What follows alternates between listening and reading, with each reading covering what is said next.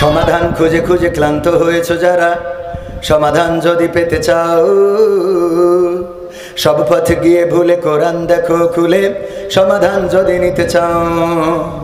সমস্যা যত সব দূর করে দিবে রব, সমস্যা যত সব দূর করে দিবে রব, যদি তুমি যাও সে যাও। সমাধান সমাধান খুঁজে খুঁজে ক্লান্ত হয়েছো যারা, সমাধান যদি পেতে চাও, সব পথ গিয়ে ভুলে কোরআন দেখো খুলে, সমাধান যদি নিতে চাও। কোরআন ধরি না বলে, কোরআন পড়ি না বলে চারিদিকে হই লাঞ্ছিত, কোরআন জানি না বলে, কোরআন মানি না বলে সব অধিকার বঞ্চিত। কোরআন ধরি না বলে, কোরআন পড়ি না বলে চারিদিকে হই লাঞ্ছিত, কোরআন জানি না বলে, কোরআন মানি না বলে সব অধিকার বঞ্চিত। মরিচিকার পিছে না ঘুরে মিছে মিছে, মরিচিকার পিছে না ঘুরে মিছে মিছে, কোরআনটা খুলে দেখে নাও। সমাধান সমাধান খুঁজে খুঁজে ক্লান্ত হয়েছো যারা, সমাধান যদি পেতে চাও, সব পথ গিয়ে ভুলে কোরআন দেখো খুলে, সমাধান যদি নিতে চাও। কোরআনেই খুঁজে পাবে সংসার নীতি, আর কি হবে রাষ্ট্রের নীতি। কোরআনের আইন চললে দেশে দূর হবে সব দুর্নীতি। কোরআনেই খুঁজে পাবে সংসার নীতি, আর কি হবে রাষ্ট্রের নীতি। কোরআনের আইন চললে দেশে দূর হবে সব দুর্নীতি। মানব রচিত মতে শান্তি খুঁজো না পথে, মানব রচিত মতে শান্তি খুঁজো না পথে, কোরআনটা খুলে দেখে নাও। সমাধান সমাধান খুঁজে খুঁজে ক্লান্ত হয়েছো যারা, সমাধান যদি পেতে চাও, সব পথ গিয়ে ভুলে কোরআন দেখো খুলে, সমাধান যদি পেতে চাও। কোরআনে সব সমস্যার সমাধান আছে না নাই?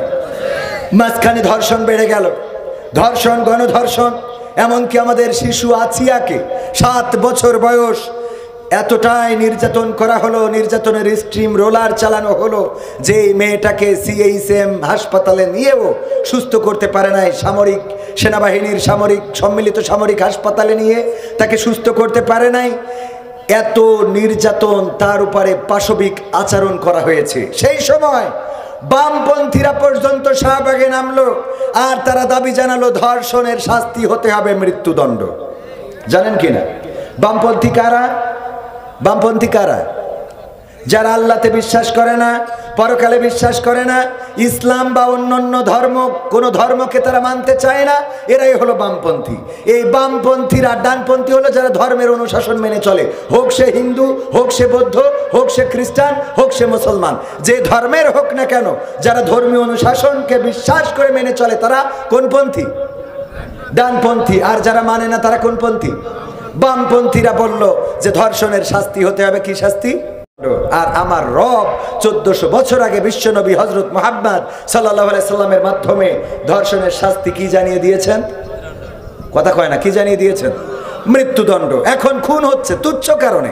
মেয়েদের দিকে তাকিয়েছে পারভেজ, তাকিয়ে নাকি হেসেছে? আসলে তাদের দিকে তাকিয়ে হাসলো না জেল লেগেছে তাই হেসেছে? কি কারণে হেসেছে? কোনো কারণ ছাড়াই হাসলো, অথবা কারণেই হাসলো। এই হাসির অপরাধে আসলে কি তার কি মেরে ফেলা যাবে? এই মৃত্যুর এইভাবে মেরে ফেলার এখতিয়ার কি কোনো মানুষের আছে? ইফটিজিং এর জন্য অবশ্যই আইন আছে, আইনের কাছে যেতে পারবে। আইনের শাসন যেহেতু বাংলাদেশে এখন তো কোনো দলের সরকার নেই, এখন তো গড় মিলাই জনগণের সরকার, ঠিক কিনা? গড় মিলাই জনগণ তো ডক্টর ইউনূসকে চেয়েছিল। এখন যদিও কথা উল্টো পাল্টা হচ্ছে, কিন্তু ওই সময় তো কেউ মানে বিরোধিতা করে না, এক বাক্যে মেনে নিয়েছে না নেয় নাই? কথা কয় না, নিয়েছে না নেয় নাই? এক বাক্যে মেনে নিয়েছে। বরং এখন এমন একটা দিন আসতে যাচ্ছে সম্ভবত যে আগামী দিনে ডক্টর ইউনূসকে ক্ষমতায় রাখার জন্য রাজপথে আন্দোলন হইতে পারে। ঠিক না ভাই? ঠিক এরকম একটা দিন হয়তো আসতে যাচ্ছে।